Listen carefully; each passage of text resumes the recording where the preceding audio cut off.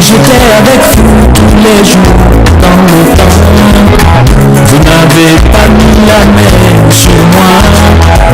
J'étais tous les jours avec vous dans la maison de mon père. Vous n'avez pas cherché à me toucher. Mais voici vos nouvelles. La vôtre, la puissance des ténèbres. Vous venez avec des épées, des bâtons comme la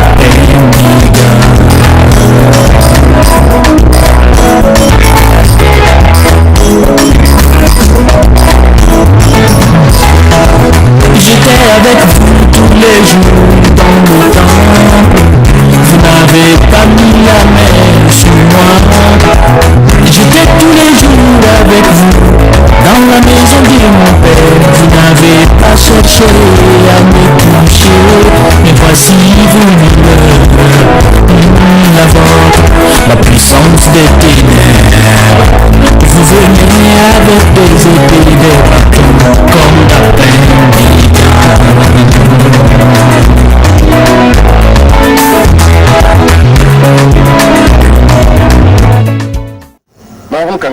Sur cette image, vous allez constater qu'un vieux descend d'une montagne. Et quand il descendait, vous voyez des tentes adressées un peu loin là-bas. C'est cet homme qui se nomme Moïse. C'est en Égypte. Il s'agit de leur sortie. Et il est venu monter pour recevoir les commandements. C'est la présence de Dieu qui constitue le lieu que vous voyez. Je vais vous lire dans Exode 19, verset 9. Les Israélites ayant quitté Égypte, 3 mois après, ils sont arrivés à Sinaï. Et eux qui sont sortis de Réphadim, ils ont traversé le désert de Sinaï et ils sont passés.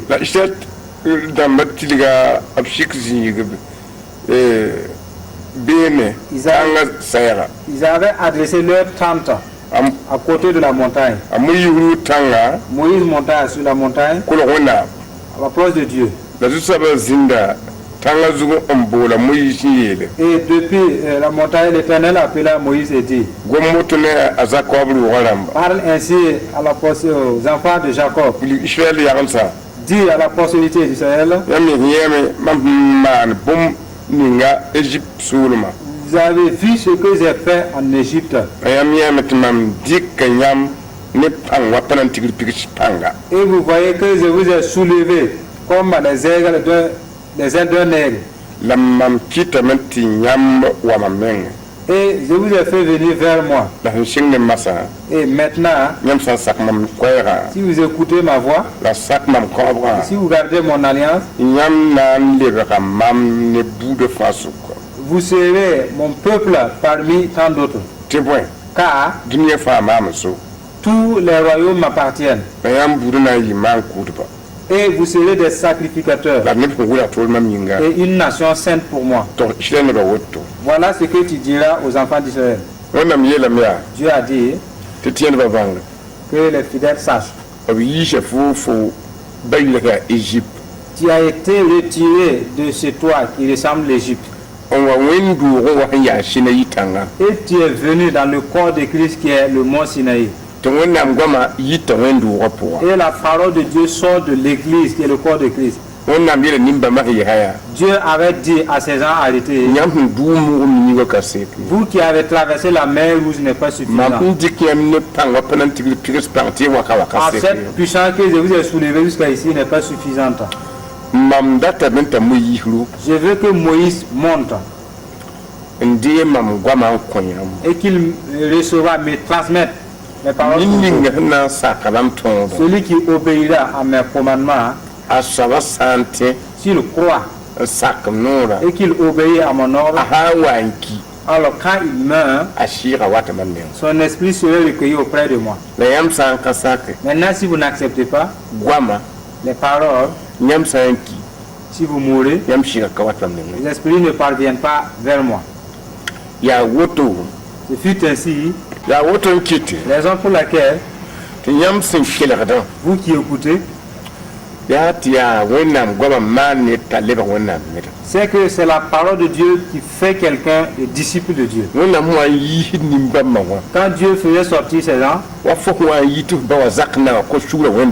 comme de même quand tu quittais de chez ton père pour venir te repentir, tu n'avais pas la parole de Dieu d'abord. Tu n'avais pas la loi de Dieu en toi.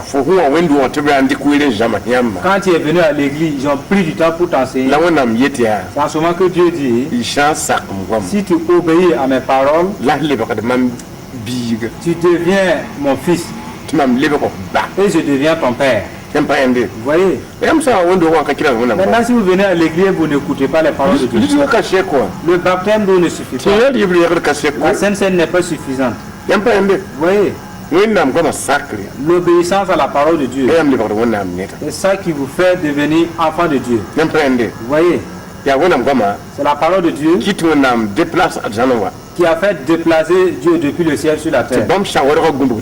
Et ces nuées ont couvert la montagne. Et Moïse est monté pour recevoir la parole de Dieu 40 jours durant.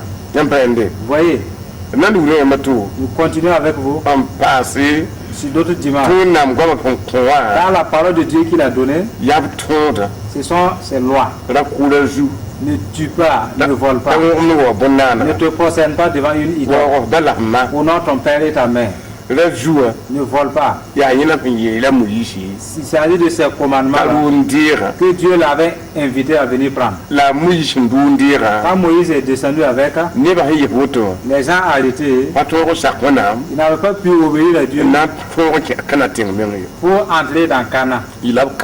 Ce fut leur petit-fils. La raison pour laquelle Dieu a envoyé Jésus de venir les amener. Celui-là qui repentira à ton nom, il est comme si tu étais allé pour l'amener. C'est le temps de la grâce. Sur cette image, vous voyez un homme qui s'est prosterné devant un veau d'or. Vous voyez un autre homme qui abat son frère avec un veau. Également, vous voyez un homme qui veut commettre l'adultère avec une femme. Également, vous voyez un homme, sa femme et ses deux enfants qui sont en train de prier. De tous ces lieux-là, Dieu veut que vous sachiez que ce sont des choses que lui il est. La raison pour laquelle alors Dieu prononça toutes ces paroles en disant, je suis l'Éternel ton Dieu, qui t'a fait sortir du pays d'Égypte. Tu n'auras pas d'autre Dieu devant ma face. Tu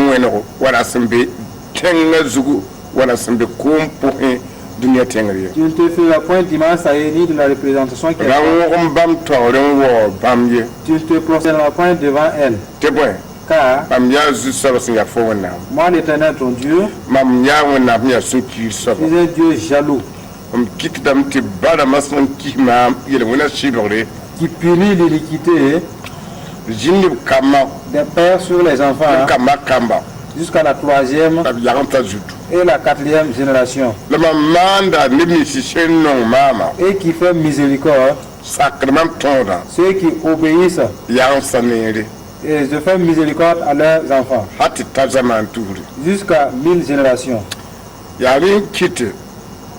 Voilà pourquoi raison pour laquelle ce que vous voyez ne cherche pas, tu ne feras point d'autre Dieu si ce n'est moi. Ne te prosterne pas devant quelque chose. Si vos parents, ancêtres et parents avaient commis de tels actes, et que le châtiment de ces péchés vienne depuis les enfants et les enfants de ces enfants jusqu'à la troisième génération. En comment ces enfants seront des personnalités comme autres à cause de leurs parents. Et celui qui obéit Dieu et qui ne fait pas cela, et Dieu dit que je fais de ces enfants la miséricorde jusqu'à 1000 générations. Donc,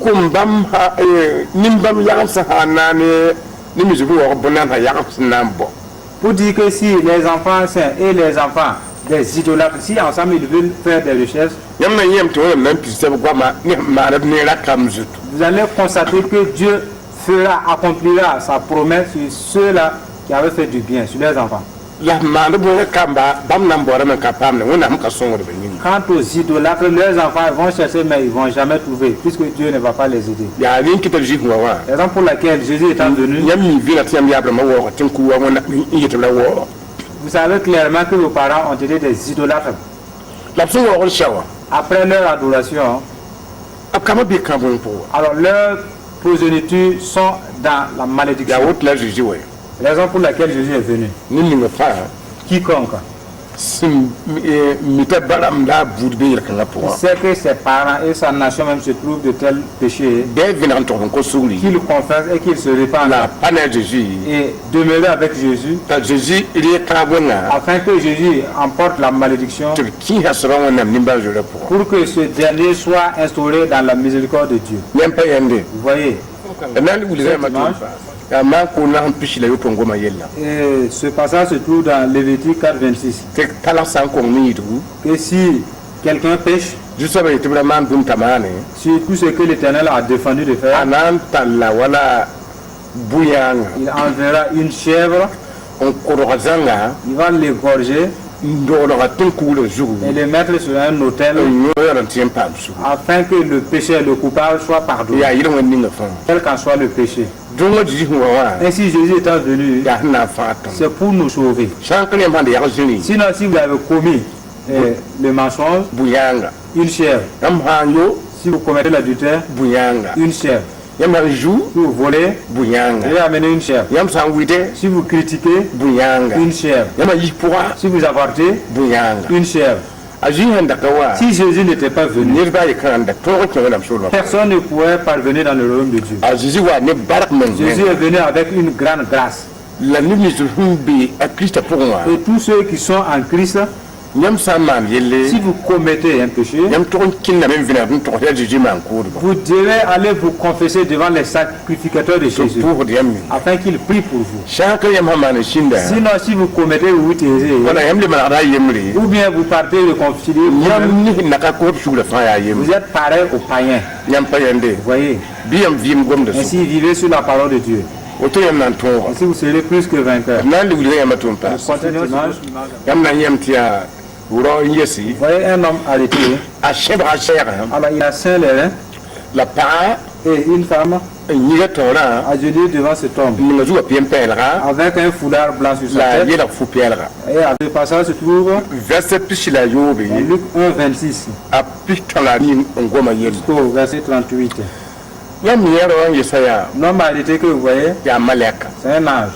L'ange est venu à la rencontre de Marie. Il dit, je te salue, toi en qui la grâce de Dieu a été accordée. Et Marie dit, il s'agit de quelle salutation? Et l'ange lui dit, tu es béni de Dieu. Tu enfanteras un enfant. Lui donnera le nom de Jésus. Et cet enfant qui sauvera l'humanité de leurs péchés. Marie a dit, comment ferais-je pour enfanter car je suis vierge? L'ange lui a dit simplement, la puissance du Dieu viendra chez toi et le Saint-Fils que tu vas enfanter serait appelé Fils de Dieu. Ta soeur, ta parente Elisabeth, qui était appelée stérile. Maintenant, elle est enceinte de 6 mois. Marie. Il n'y a rien qui soit impossible à Dieu. Marie fut contente et elle a dit que le Seigneur fasse ainsi pour moi. Je suis sa servante. Quelles qu'en soient les critiques des gens, que je suis enceinte, je suis la servante du Seigneur. Que cela soit ainsi de moi. Je ne vais pas avoir honte des critiques. Je n'ai pas peur des insultes des gens. Mes frères, si vous voulez que Dieu agisse avec vous, il faut que vous passez par l'opprobre, les humiliations, afin de voir votre gloire. Marie a traversé toutes ces choses-là, afin d'être glorifié jusqu'à la fin des temps. Obéissons donc. Car dans l'œuvre, il y a l'honneur, il y a l'opprobre. Marie a cru à l'ange.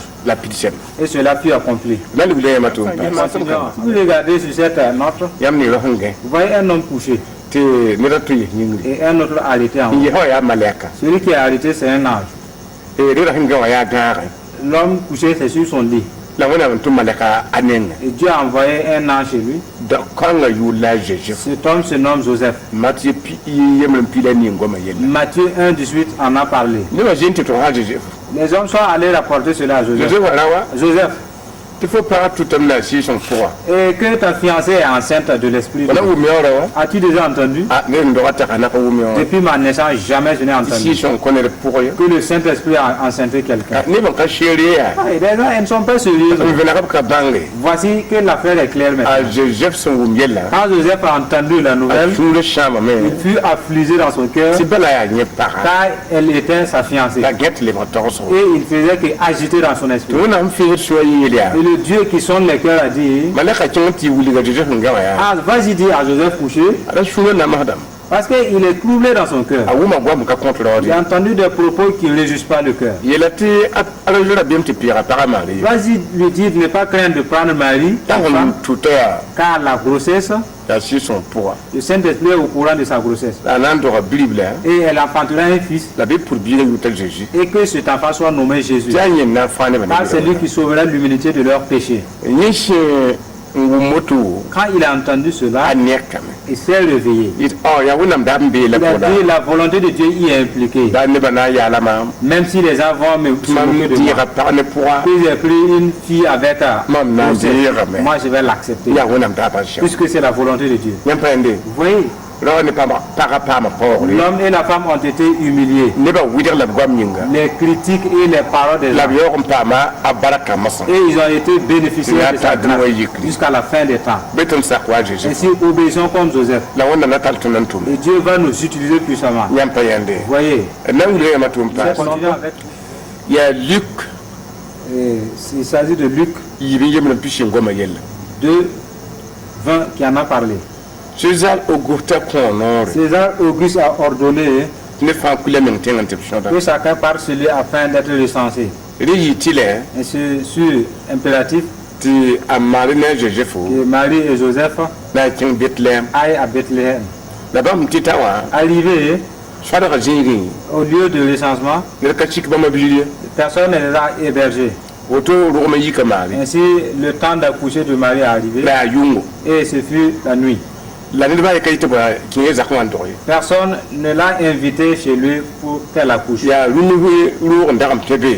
avait une bergerie et qu'il avait fait un portique et il mettait ses animaux là-bas. C'est là que Marie et Joseph y sont rentrés et que cet enfant soit accouché là-bas. Il n'est pas né dans un lieu de gloire. Raison pour laquelle l'homme a soulevé son flambeau afin de regarder très bien emmailloté dans la crèche. Mes frères, Marie et Joseph, alors ils n'étaient pas honorés, considérés par les gens. Raison pour laquelle l'œuvre commence avec des opprobles et cela est de la gloire. L'enfant couché est petit À tout moment, Dieu utilise les petites choses pour confondre les grandes choses. C'est cet enfant qui s'était levé il y a dit que les gens se réjouissent car il a vaincu le monde. Le bébé que vous voyez qui est devenu grand. Maintenant, il a terrassé le diable et ses démons. C'est un héros que vous voyez couché. Les gens ne le considéraient pas. Pourtant, c'était le sauveur du monde. Vous voyez, si vous commencez grand, vous deviendrez petit. Mais si vous commencez petit, vous allez devenir grand. Même si c'est dans vos courses de cette image, vous voyez qu'il s'agit toujours dans Luc chapitre 2, verset 1 à 20. Il parle de l'image que vous voyez. Sachez que quand Jésus est né, les bergers faisaient perdre leurs animaux la nuit. Alors ils voyaient des jazz éclatants. Sont arrivés en disant, et sur la terre, car le sauveur est né aujourd'hui dans la vie de David. Arrivé au lieu, vous verrez un enfant qui vient d'être né, emmailloté, couché dans une crèche. C'est cet enfant qui va sauver l'humanité de leurs péchés. Pendant qu'il parlait, une multitude d'anges vint et il y eut une grande lumière. Et les gens disaient, paix sur la terre, sur ceux qui obéissent Jésus. Vous voyez, ce n'est pas ceux-là qui croient à Jésus, ce n'est pas ceux-là qui partent à l'église, ceux-là qui obéissent Jésus, que les gens avaient dit.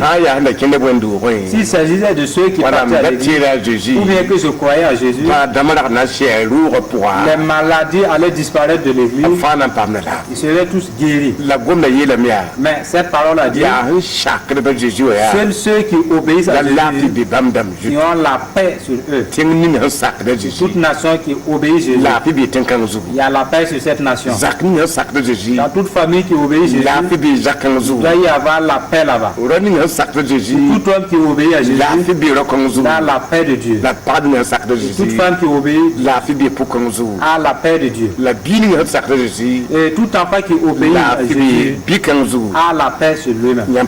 Vous voyez, ainsi, l'obéissance, c'est la paix.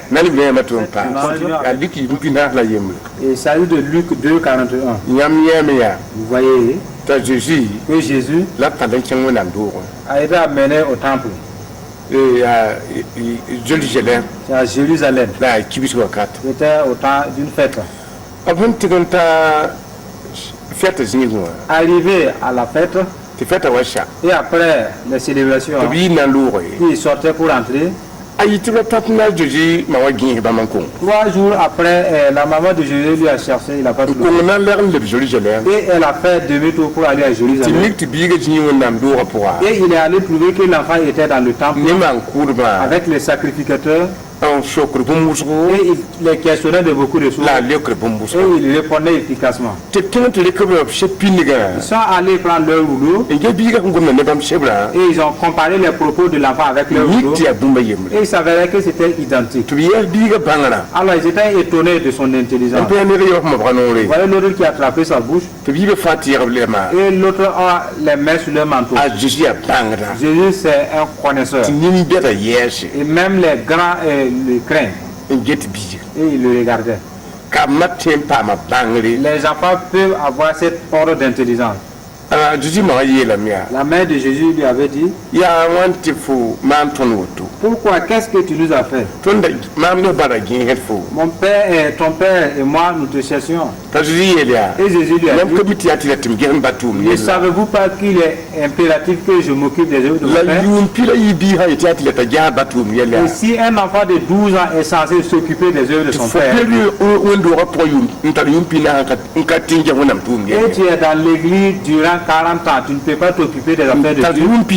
Il y a 30 ans, tu ne peux pas t'occuper des œuvres de Dieu. Il y a 20 ans, tu ne peux pas t'occuper des œuvres de Dieu. Est-ce que Dieu appelle des vagabonds? Un enfant de 12 ans a dit qu'il est impératif. C'est pas que si je veux ou non. C'est impératif. Qu'un enfant de 12 ans s'occupe des œuvres de Dieu. Que ceux-là qui n'ont pas du temps pour l'œuvre de Dieu en méritent. Car vous allez être redemandé. Vous voyez? C'est ça, non? Vous allez trouver que Jésus est en train de guérir un aveugle. Ça c'est que Jésus était celui-là qui évangélisait et qui ouvrait les yeux des aveugles, qui guérissait les malades. Lui seul. Jésus était vaillant dans l'œuvre de Dieu et il nous recommande de l'imiter. Si vous regardez, il s'accroupit devant une fillette couchée. C'est dans Marc 5. Dans 5, vous trouvez cette histoire. C'est la fille du centenier morte. Jésus est allé ressusciter cette fille. Ce qui est couché, c'est un cadavre. Jésus est entré trouver que les gens pleuraient. Il a dit sortez car l'enfant n'est pas mort. Parce qu'elle dort. Et les gens se sont moqués de lui. Il a accepté l'opprobre. Quand il est rentré, l'enfant est ressuscité.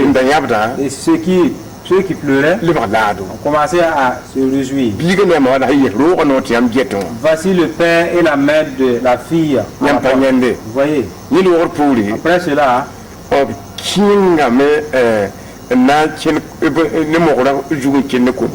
alors il partait avec une barque sur la mer. Et cette histoire se trouve dans Marc 6, 45. Jésus y était. Et la mer avait troublé la mer. Et Jésus a dit. Jésus avait trouvé un point seulement qui dormait. Et les disciples même voulaient piquer la diarrhée. Et Jésus avait dit à ses disciples qui pleuraient. Les disciples d'ailleurs qui l'a réveillé. Il s'est levé, il a menacé le vent. Et la mer s'est calmée. Et il a dit à ses disciples, hommes de peu de foi, où est votre foi? Et les disciples et regardez Jésus en disant, qui est cet homme-là? Que même le vent et la mer l'obéissent. Je veux que vous voyez. Jésus était au milieu d'eux.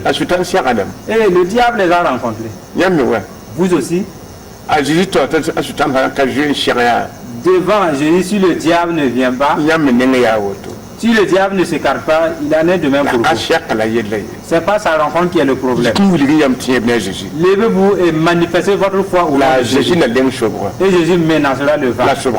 Et le vent va se calmer. Vous voyez? Il a dit simplement, c'est du bruit. C'est du bruit. Tais-toi et il s'est tu. Parce qu'il avait l'autorité et la puissance. Afin que le vent l'obéisse. Et que la mer se calme. Vous voyez? Continuez avec cette image. À son passage dans Matthieu 27, 11. Jésus fut accusé. Ils l'ont saisi pour aller battre. Ils ont tissé une couronne d'épines pour le mettre Jésus. Ce sont les soldats qui ont fait cette couronne. Et ce sont les frères de Jésus qui l'ont accusé. Pour dire que la doctrine n'a pas de filiation. Jésus fut lié avec des chaînes. Si vous regardez son dos, vous voyez un homme qui est idiot. Et dont il avait été doté d'autorité de frapper notre roi. 39 coups. Puisqu'il a eu cet ordre, il frappait tout en gémissant. Vous voyez que notre roi a les mains sur son dos. À cause des coups. C'est à cause de nos péchés. Cet homme n'a rien volé. Il n'a pas dérobé. Il n'a pas tué quelqu'un. C'est une accusation. Une accusation jumelée à la haine, afin qu'il traite de la sorte en autre. Si vous regardez de tels coups et que Jésus a souffert à cause de nous, tu as commis l'adultère, tu te repens pas.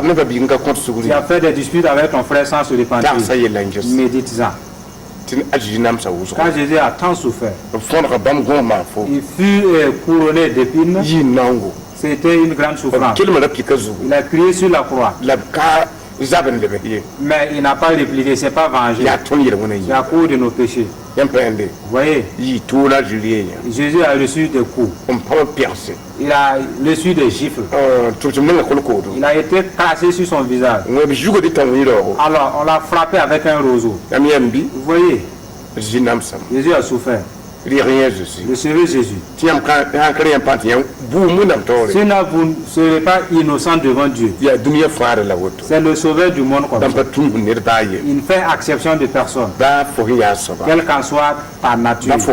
Même si tu as tué, même si tu as volé, même si tu as braqué. Viens, Jésus a besoin de toi. Parce qu'il vous invite. Car ayant souffert de la sorte, sans répliquer, c'est à cause de vos péchés. Recevez Jésus et vous serez sauvés. Que Dieu vous aide afin que vous n'ayez pas cette parole, car Jésus vous attend. Vous voyez, continuons avec vous lisez dans 1 Corinthiens 6 à partir du verset 19. Ne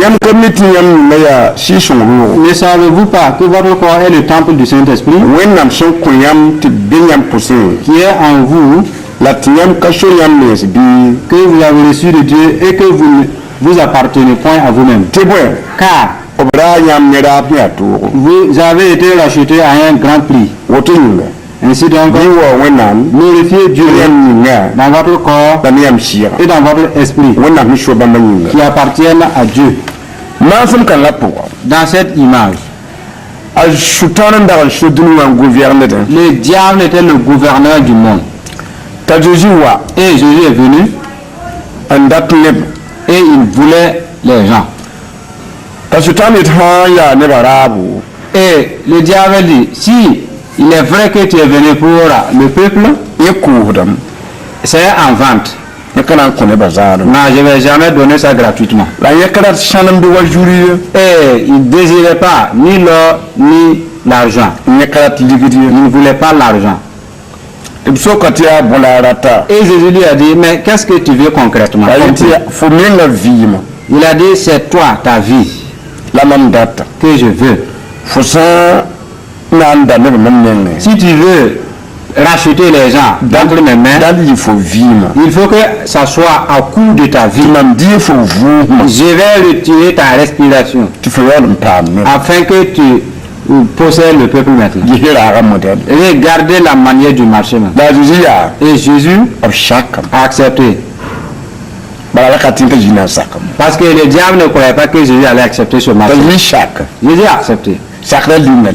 Et du fait qu'il a accepté, cela l'étonnait. Il s'est donné lui-même.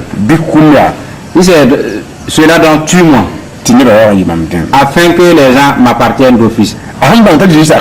Quand il a accepté, il a connu que Jésus a accepté, il a dit que si c'est ainsi, moi qui dois te tuer, puisque tu t'es donné, je ferai comme ce qui m'est convenable. La manière dont je vais te tuer, puisque je suis ton maître maintenant, donc je ferai comme ce qui m'est convenable. Cela a fait que, alors il a préparé des gens pour tuer Jésus. Parce qu'il a reconnu que du fait que Jésus a acquiescé, ce n'est pas normal. Mais puisque lui il a proposé déjà cette voie-là, c'est obligatoire qu'il soit ainsi. Parce que le roi a accepté. Qu'est-ce qu'il a fait le diable? Il a commencé à posséder les gens afin qu'on l'accuse. Croyant que Jésus allait discuter. Et Jésus se fait fi. Et même les accusateurs disaient, toi tu ne sais pas qu'on t'accuse. Et Jésus s'est tué malgré tout. Et on a amené Jésus pour aller battre. En le frappant, Jésus ne remettait pas le coup. Et ils ont pris un bandeau, on l'a couvert le visage. Alors on l'a giflé. Et lui demanda de discerner qui l'a tapé. Des frappes d'humiliation. Alors pour que Jésus remette ce ventre afin qu'il dise le marché est fini. Et Jésus s'est tué. Alors ils ont pris un rouleau, ils l'ont tapé dessus. Et on lui a donné ce même bâton lui disant c'est une canne de prince. Et le marché, Jésus a tout fait pour le conserver. Alors ils ont craché sur le visage de Jésus. Et s'il ne veut pas qu'il détruise le marché. Et Jésus s'est tué malgré tout. Alors ils sont allés faire une couronne d'épines pour le mettre. Alors qu'il n'a qu'à tout faire pour détruire le marché. Jésus a tout fait pour conserver le marché. Et si c'est ainsi, tu vas prendre ta croix. Personne ne va prendre sa croix. Toi-même, prends-le. Jésus a pris le bois. Alors il criait en le suivant. Arrivé au lieu. Il dit, couche-toi. Jésus s'est couché. Alors ils ont cloué la main droite, la main gauche fut clouée. Le marché était toujours conservé. Alors ses pieds ont été cloués. Et le marché était toujours à marche. Alors ils ont fait lever la croix dessus. Croyant que dans la douleur et la souffrance, Jésus va renoncer à cela pour détruire le marché.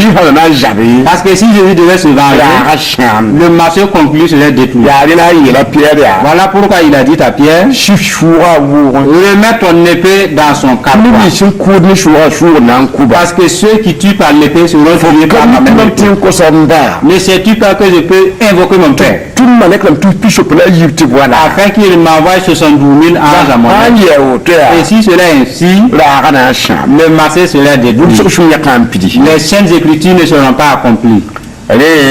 Ainsi, Jésus fut penché sur la croix et Jésus a crié. Il croyait qu'il allait dire quelque chose. Jésus a dit, Père, pardonne à ceux qui me courent parce qu'ils ne savent pas ce qu'ils font. Et le marché était toujours en roulement. Et Jésus a crié une seconde fois en disant, Père, pourquoi m'as-tu abandonné? Et quand il a crié, les gens croyaient qu'il appelait Élie. Et ils se sont dit, voici Élie va pouvoir lui sauver. Après son cri, il expira. Il rendit l'esprit. Il a dit que de tels morts, c'est trop vite, nous ne croyons pas à cela. Ils ont pris une lance, ils l'ont percé par le côté. Et en cela, ils sont d'accord maintenant. Et maintenant, alors ils ont demandé Jésus pour aller ensevelir. Le marché fut ainsi. Et quand Jésus a accepté de mourir, la puissance de Dieu a fait trembler le monde. J'ai vaincu. J'ai vaincu.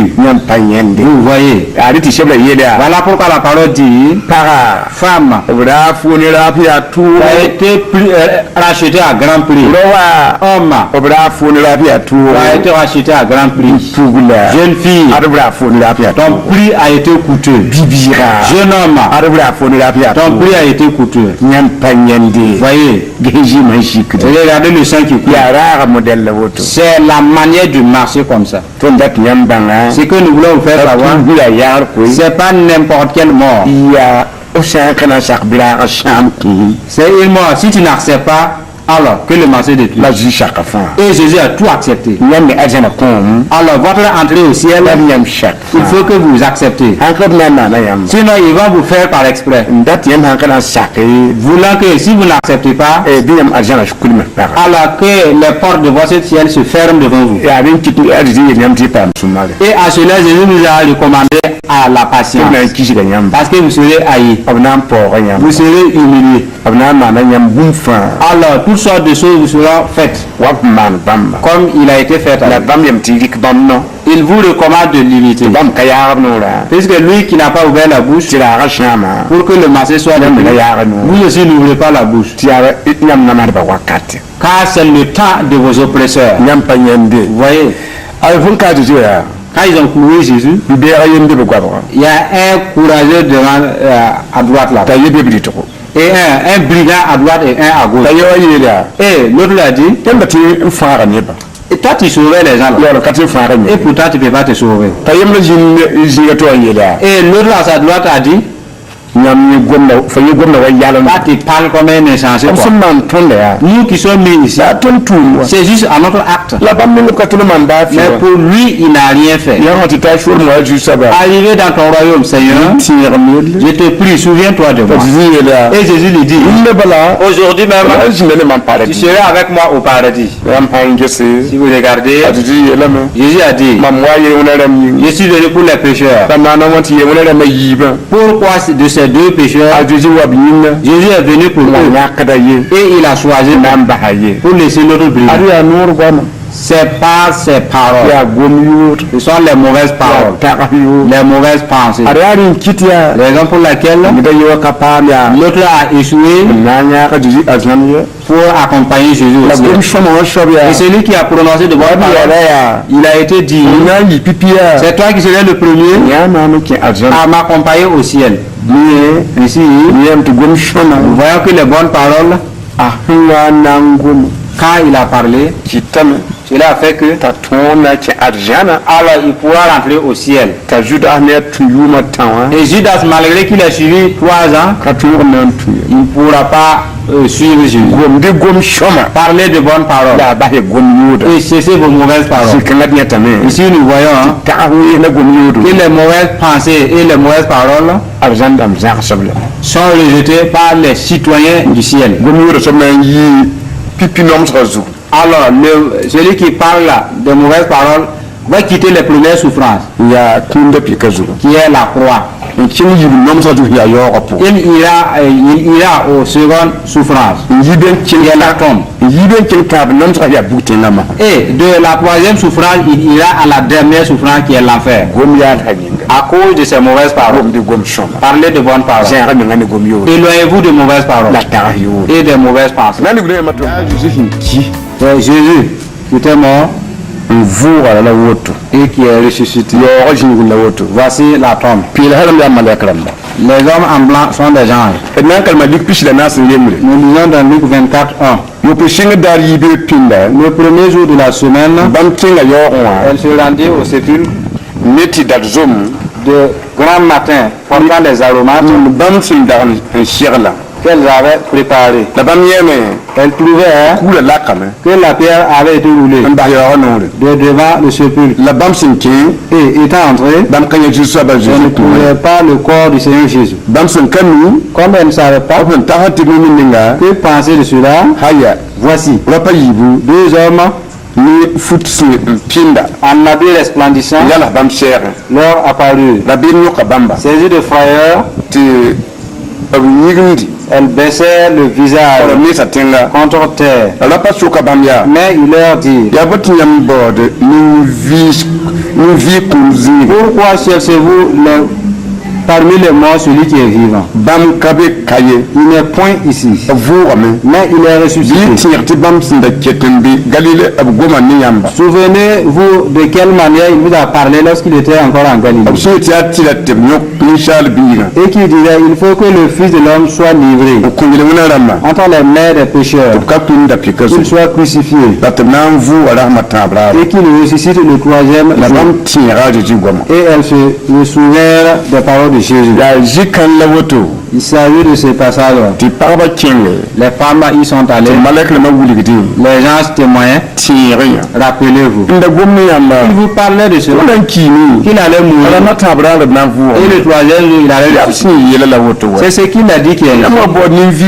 Vous êtes venu chercher le vivant parmi les morts. Il n'est plus là. Il est ressuscité comme il avait promis. Notre roi vit. Nous suivons un roi vivant. Vous avez tous la grâce de choisir de suivre le Dieu vivant.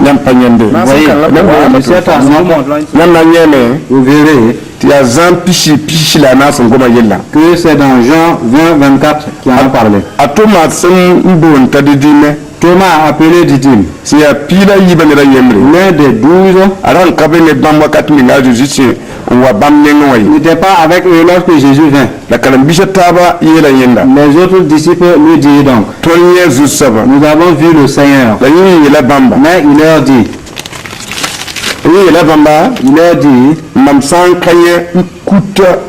si je ne vois dans ses mains la marque des clous, dans ses mains, et si je me mets mon doigt dans la marque de clou, et si je mets ma main dans son côté, je ne croirai point. 8 jours après, les disciples de Jésus étaient de nouveau dans la maison. Et Thomas se trouvait avec eux. Et la porte était fermée. Jésus vint se présenter au milieu d'eux. Et dit, la paix soit avec vous. Puis il dit à Thomas, avance ici ton doigt et regarde mes mains. Avance aussi ta main et mets-la dans mon côté. Ne sois pas incrédule, mais crois. Thomas lui répondit, mon Seigneur et mon Dieu. Jésus lui dit, parce que tu m'as vu, tu as cru. Et ceux qui n'ont pas vu et qui ont cru. Ici, vous verrez que c'est Thomas qui a suivi Jésus 3 ans. Jésus a parlé à plusieurs reprises de sa mort. Alors pourquoi quand Jésus est ressuscité, les disciples se trouvaient dans la maison. En ce moment, Thomas était absent. Et Jésus est arrivé et dit, que la paix soit avec vous. Il a soufflé en eux en disant, recevez le Saint-Esprit. Celui à qui ils vont pardonner sera pardonné. Et si ils retiennent là, cette personne ne sera pas pardonnée. Quand les disciples, les autres l'ont fait par à Thomas, Thomas a dit, je ne vais jamais accepter ça. À moins que j'ai vu. À moins que j'ai vu.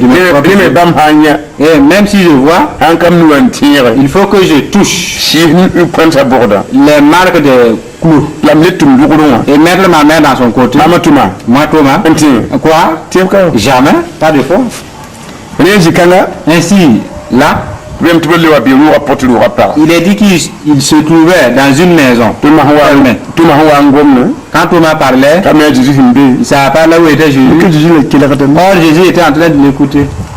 Quand Jésus est rentré dans cette seconde réunion, et la porte toujours fermée, Jésus a dit, Thomas, viens mettre ta main dans les marques de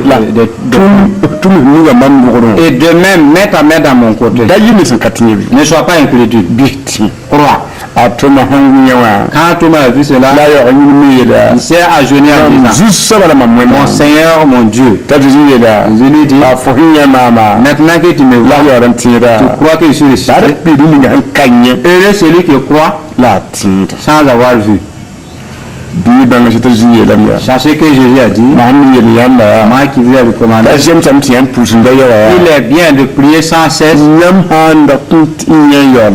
Si vous voulez voir avant de croire, vous allez abandonner prier sans cesse. Vous allez faire de lieu en lieu pour qu'on prie pour vous. Alors ils vont prier. Vous demandez à celui qui prie, vous avez vu quelque chose? Il dit non. Alors vous partez avec forte foi. Arrivez à un autre lieu, ils vont prier pour vous. Vous avez vu quelque chose? Ils ont dit ils ont vu quelque chose. C'est là que ma foi va résider. Puisque celui qui a prié pour vous a dit qu'il a vu que ça, et que Dieu vous a exaucé. Arrivé à la maison, priez sans cesse, puisque vous avez été exaucé, mais vous n'allez plus prier sans cesse. Vous voyez? Parce que vous avez déjà vu. Et Jésus dit, c'est toi qui n'as pas vu et qui crois. Ne prenez pas les visions et détruire. Il est bon de prier tous les jours sans cesse. Même si vous voyez, même si le Dieu résout quelque chose, priez sans cesse demeure toujours. Vous voyez, priez.